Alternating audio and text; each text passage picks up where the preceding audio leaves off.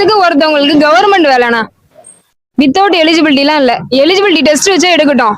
ஆனா அந்தந்த நாளை ஒரு குடும்பம் இருக்குன்னா அந்த குடும்பத்துல ஒருத்தவங்களுக்கு அது நல்ல சம்பளத்துல ஒரு வேலை கிடைச்சிருச்சுன்னா அந்த குடும்பம் எதுக்கு நான் இன்னொருத்தவங்கள்ட்ட போய் நிக்க போறாங்க? கவர்மெண்ட் கொடுக்குற எந்த சலுகையுமே வேணாம், ஒரு குடும்பத்துக்கு ஒருத்தவங்களுக்கு எம்ப்ளாய்மெண்ட் ஆஃபர் கொடுக்க சொல்லுங்கண்ணா. அதுவே அண்ணன் வந்து செஞ்சாலே போதும். தமிழ்நாட்டுல உள்ள ஏழை எளிய மக்கள் இருக்கவே மாட்டாங்க. அந்த ஒரு குடும்பத்துல ஒருத்தவங்க முன்னேறி வராங்கன்னா கண்டிப்பா அவங்களுக்கு கீழே உள்ளவங்களும் அவங்க தூக்கி விடணும்னு நினைப்பாங்க. இப்ப பாத்தீங்கன்னா அந்த கவர்மெண்ட் வேலைங்கிறது வாழையடி வேலை யாருக்கு கிடைக்குதுன்னா அவங்க இப்ப ஒரு அப்பா இருக்காரு அப்படின்னா அவங்க பொண்ணு அவங்க பையன் இப்படியே போனா நான் எங்களை மாதிரி குடும்பத்துல இருக்கவங்களாம் எப்ப கவர்மெண்ட் வேலையை பாக்குறது? இளைஞர்களோட கோரிக்கையே இதானே. எங்க அப்பா அம்மா வந்து காலம் ஃபுல்லா கஷ்டப்பட்டுட்டு இருந்தாங்க, எங்களை படிக்க வச்சிட்டாங்க. ஆனா எங்களுக்கு எந்த ஒரு கவர்மெண்ட் வேலையுமே கிடைக்கலையே. அப்படியே கிடைச்சாலும் கோட்டால போயிடுது. பிசி எம்பிசி எஸ்சி எஸ்டின்னு சொல்லிட்டு கேஸ்ட் வைஸ்ல வந்து எடுத்துறாங்க பெர்சன்டேஜ். நாங்க படிக்கிறது வந்து வேஸ்ட்ங்கிற மாதிரி இருக்கு. ரொம்ப சந்தோஷம். அவர் வந்து என்ன பேசுவார்னு ஆர்வத்தில் இருக்கோம். அவருக்காக கிஃப்ட் செஞ்சு எடுத்துட்டு வந்திருக்கோம். எங்க ஊர் சிறப்பு கங்கை அம்மன். இது கங்கை அம்மன், குடியாத்த கங்கை அம்மன். ஆமா, புரியல. கண்டிப்பா காப்பாருங்க. எங்க அண்ணன் மட்டும் தான் காப்பாரு, வேற யாரால முடியாது.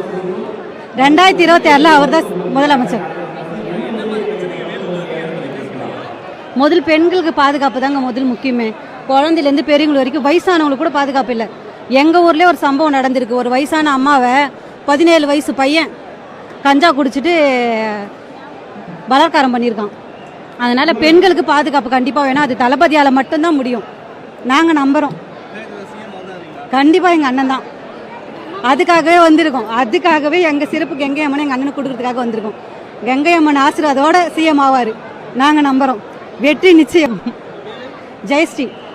கண்டிப்பா தளபதி வந்தா பெரிய மாற்றத்தை தமிழ்நாட்டுக்கு கொண்டு வருவாருன்னு கண்டிப்பா எதிர்பார்க்குறோம். செய்வாரு, நல்லாட்சி அமைப்பாரு 2026 அப்படின்னு நம்புறோம். கண்டிப்பா அமைப்பாரு. பெண்களுக்கான பாதுகாப்பு, வேலை இல்லாத பட்டதாரிகள் இல்லாத ஆட்சி அமையும், ஊழல் இல்லாத ஆட்சி அமையும். கண்டிப்பா செய்வார். அவர் மேல முழு நம்பிக்கை இருக்கு எங்களுக்கு. இன்னைக்கு எனக்கு பர்த்டே. நான் வீட்டுக்கு கூட போகல.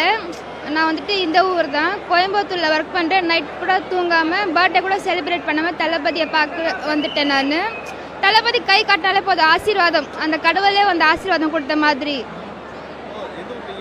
நான் ஆம்பூர். ஆமாம், கோயம்புத்தூரில் ஒர்க் பண்ணுறேன். தளபதியை பார்க்கணும் அப்படின்னு வீட்டுக்கு கூட போகல. நான் ஃபஸ்ட்டு வந்து தளபதி தான். தளபதி ஆசீர்வாதம் கொடுத்தாலே போதும் எனக்கு.